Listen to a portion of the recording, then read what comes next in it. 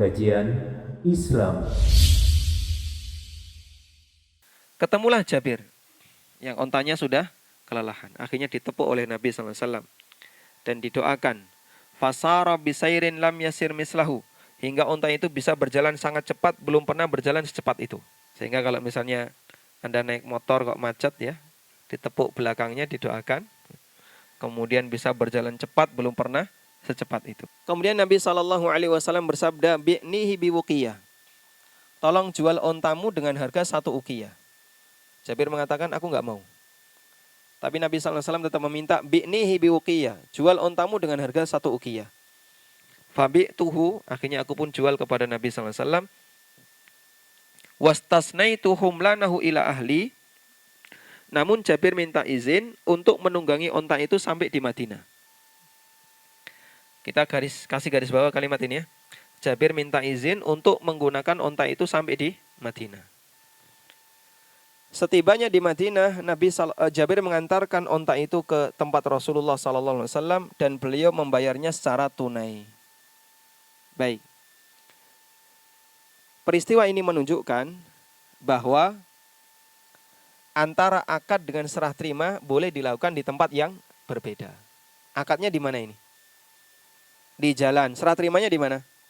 Di Madinah. Pertanyaannya, sejak kapan onta Jabir jadi milik Nabi SAW? Sejak kapan onta Jabir jadi milik Nabi SAW? Sejak akad. Di mana? Di perjalanan. Apa buktinya? Jabir minta izin untuk menggunakan onta itu sampai Madinah. Paham ini ya?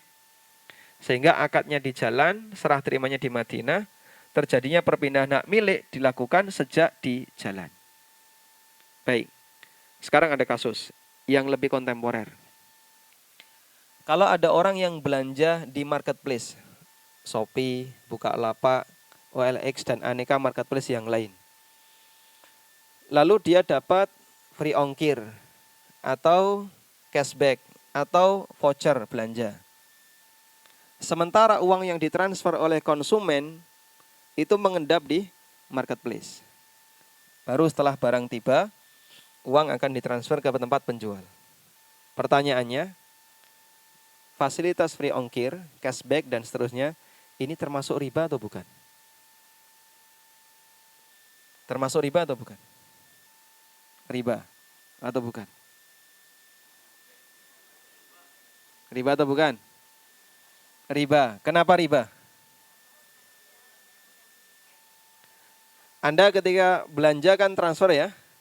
Lalu duit itu mengendap ke mana? Marketplace. Mengendap di marketplace di rekening bersama. Kemudian karena duit itu mengendap dalam jumlah banyak, marketplace berterima kasih. Lalu Anda dikasih free ongkir. Atau cashback. Atau voucher belanja. Itu boleh diterima atau tidak? Riba atau bukan? Ibu-ibu suka belanja di marketplace enggak? Makanya pasar sudah sepi ya. Beli gedok aja di marketplace. Coba ditanya itu, penjual sosis. Customernya mulai berkurang karena direbut oleh marketplace. Baik, sekarang coba kita lihat. Ini termasuk fasilitas yang riba atau bukan? Kita lihat skema dari transaksi di marketplace. Tahap awal ketika orang bertransaksi di marketplace ngapain dulu? Buka internet dulu ya. Ini nggak usah dihitung. Yang pertama apa? Pilih barang. Setelah pilih barang diapain? Masuk ke keranjang. Setelah masuk keranjang, cari barang lagi kan. Masukkan ke keranjang lagi, cari lagi masuk keranjang. Keranjangnya penuh dengan barang. Meskipun belum tentu dibeli. Betul kayak gitu Pak ya? Masya Allah. Karena kita senang lihat barang. Pas lagi puasa, ngantuk, sambil tiduran, nyekel HP. Itu yang dibuka marketplace Pak. Lihat-lihat barang, apa yang bagus ya. Diklik, masuk keranjang, klik, masuk keranjang. Meskipun belum tentu belanja.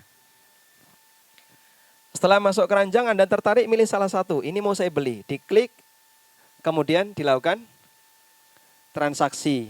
Apa yang dilakukan itu? Check out. Check out, transfer. Sudah? Kemudian barang dikirim oleh penjual, lalu barang tiba di tempat Anda. Kemudian uang diserahkan oleh pihak marketplace ke penjual.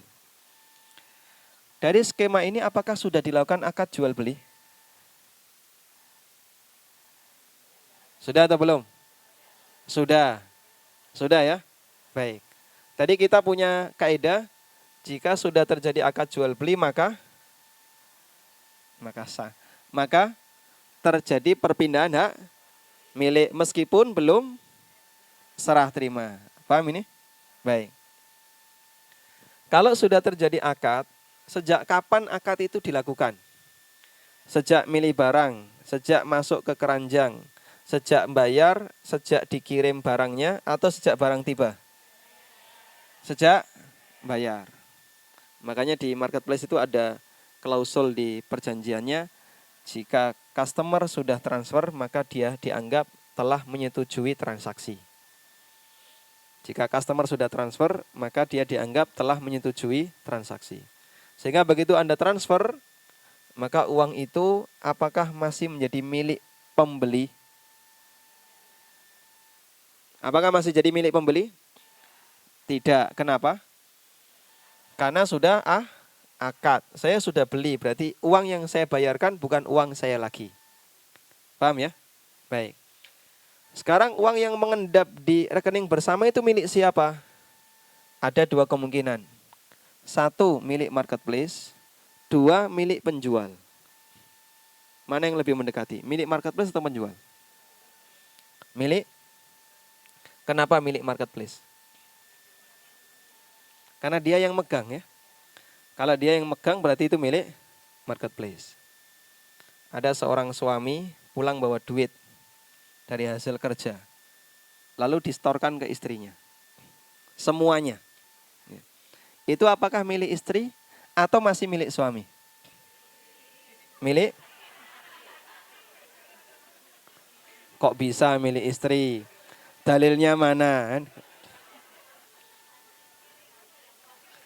Suami hasil kerja dapat duit, dikasihkan ke istrinya. Itu duit milik suami atau milik istri? Masya Allah. Ijma ummahat milik istri ya. Baik. Ada seseorang punya mobil, lalu dia ingin umroh. Daripada mobil ini nganggur, nggak dipanasi, akhirnya dititipkan ke tetangga. Pak, saya taruh mobil saya di sini. Ini kuncinya, ini STNK, kalau mau pakai silakan. Mobil milik siapa? Milik tetangga atau milik yang berangkat umroh? Milik yang berangkat umroh. Baik. Berarti kalau suami ngasih duit ke istri, ini tolong dijaga. Duit itu milik siapa? Kok nggak geser toh ya? Masya Allah. Baik.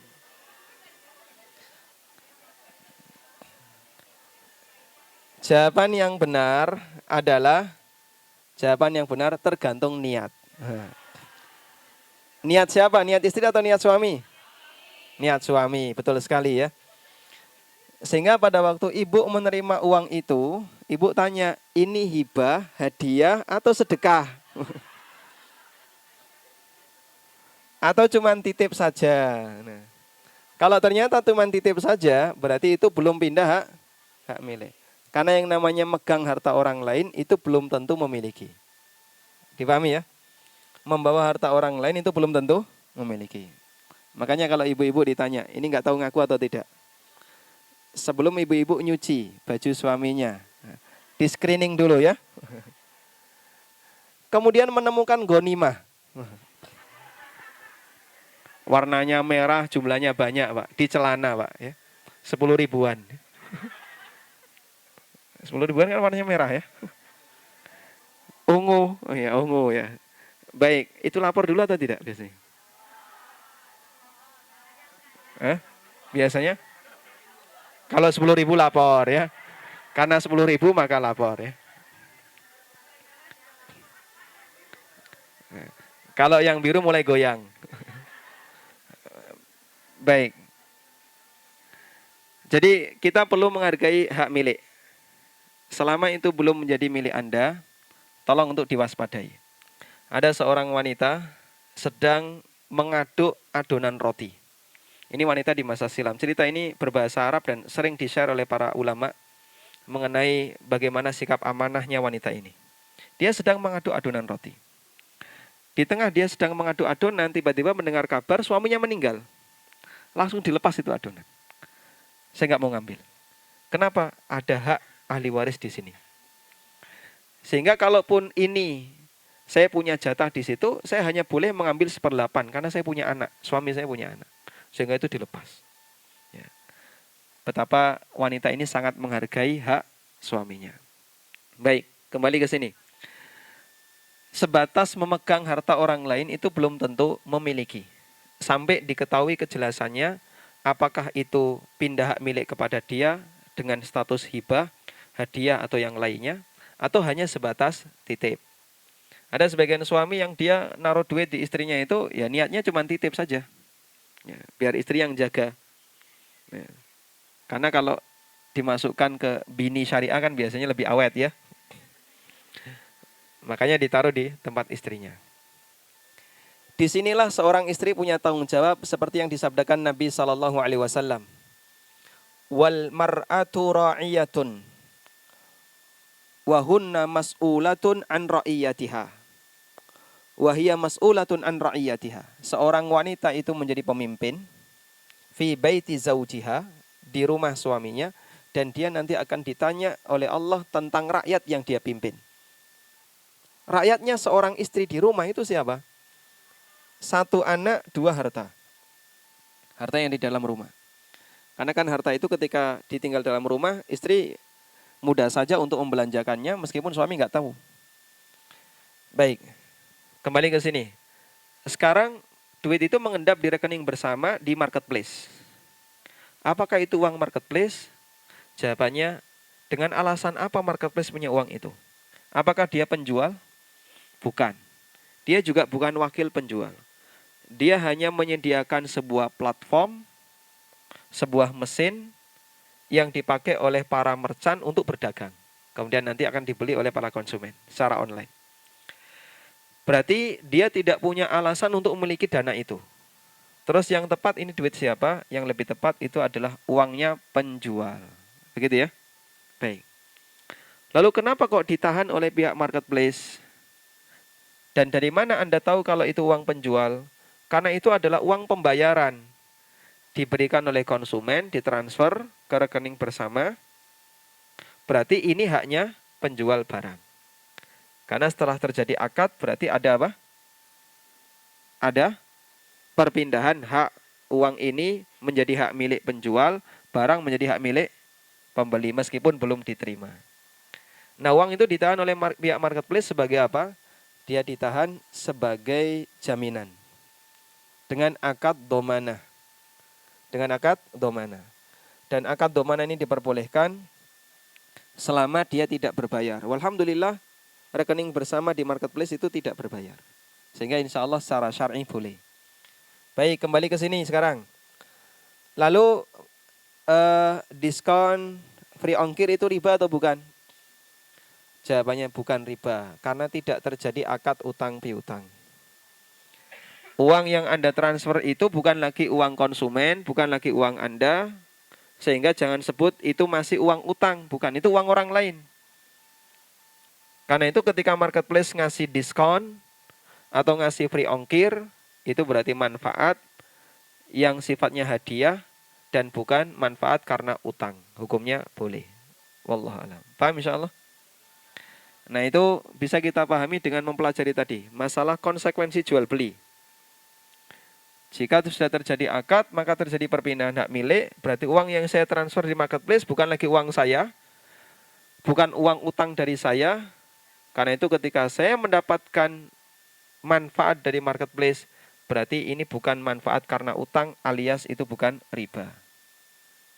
Dipahami insyaallah ya? Walhamdulillah. Baik. Selanjutnya kita akan lihat pembagian akad dilihat dari bentuknya. Di sini saya sebutkan ada 5 ya. Ada akad muawadhat komersil, ada akad tabarruat, ada akad irfak yang bentuknya membantu dalam bentuk hak guna. Ada akad tausikot, akad jaminan kepercayaan, dan ada akad syarokah atau akad kerjasama. Dari kelima akad ini, mana yang tidak diharuskan adanya saling ridho? Dari kelima akad ini, mana yang tidak diharuskan adanya saling ridho? Ada satu, yaitu akad sosial tabaruat. Makanya akad sosial boleh dilakukan searah. Searah itu dalam arti pihak yang kedua tidak ditunggu ridhonya. Misalnya, Anda ngasih hadiah ke teman, langsung ditaruh di pintu rumah. Dicantelnya di pintu rumah, ditinggal. Boleh nggak kayak gitu, Pak? Boleh. Kenapa? Karena sifatnya apa? Hadiah. Meskipun Anda tidak memberitahu, Anda nggak WA, pengen ngasih hadiah secara rahasia, dikasih hadiah, taruh di rumahnya, kemudian kita tinggal. Atau Anda misalnya pengen memberi donasi ke seseorang, lalu kita transfer, kita nggak lapor. Uang masuk ke dia sebagai donasi, tapi nggak ada laporan. Hukumnya boleh, karena ini akadnya apa? Tabaruat. Karena itulah, orang yang bayar zakat, dia boleh membayar meskipun tidak menyebutkan kalau itu zakat. Loh, kenapa Pak? Nanti kan jadinya rancu. Ya enggak rancu. Selama yang menerima adalah orang yang berhak, maka dia boleh Anda kasih meskipun Anda tidak lapor kalau itu zakat. Bahkan para ulama menyarankan kalau bisa jangan lapor kalau itu zakat. Tujuannya dalam rangka untuk menjaga perasaan sang penerima. Karena kalau kita lihat ya, penerima zakat itu ada berapa golongan? 8. Dari 8 golongan itu kan rata-rata orang yang secara status sosial dia di bawah. Fakir, miskin, gorimin, ya, mu'alaf dan seterusnya. Sehingga kalau Anda bayar zakat, tapi memberitahu ini zakat dari saya untuk Bapak. Nah, mungkin dia merasa nggak nyaman ya. Menurut Bapak, apakah saya ini orang miskin? Oh tidak. Apakah saya orang fakir? Tidak. Terus menurut kamu saya apa? Budak. Wah, tambah loro hati ya bahasa. Wah, kok saya dianggap budak ini gimana? Loh, salah satu penerima zakat kan budak. Ya, makanya sebaiknya nggak usah lapor ya. Kasihkan gitu saja. Kecuali jika Anda menyerahkan zakat ke lembaga penampung zakat. Takmir masjid, atau lazis, atau yang lainnya. Karena kan dia menampung aneka keran ya. Ada yang bentuknya sedekah, ada yang bentuknya wakaf, ada yang bentuknya hibah, dan ada yang bentuknya zakat. Dan ini masing-masing perlakuannya beda. Sehingga ketika kita menyerahkan ke lazis, lembaga amil zakat sedekah itu, maka Anda perlu lapor. Ini zakat dari saya, sehingga nanti perlakuannya bisa disalurkan sesuai dengan aturan yang diberikan oleh syariat. Tapi kalau infak, sedekah, bebas saja, nggak perlu lapor. Baik. Karena ada orang yang tanya begini, saya bekerja di lazis. Tugas saya adalah mendatangi para wajib muzaki, para muzaki itu. Dan kadang saya menerima zakat, kemudian nanti saya setorkan ke yayasan. Boleh nggak saya dapat gaji di situ? Padahal saya belum masuk dalam ukuran orang miskin atau fakir. Jawabannya, kalau gaji itu dipotong dari zakat, tidak boleh. Karena Anda bukan amil. Amil itu definisinya adalah orang yang memiliki wilayah. Orang yang memiliki kuasa, sehingga dia pejabat negara. Maka kalau Anda hanya sebatas yayasan sosial, swasta, kalau bekerja di situ, maka Anda tidak boleh menerima zakat atas nama amil.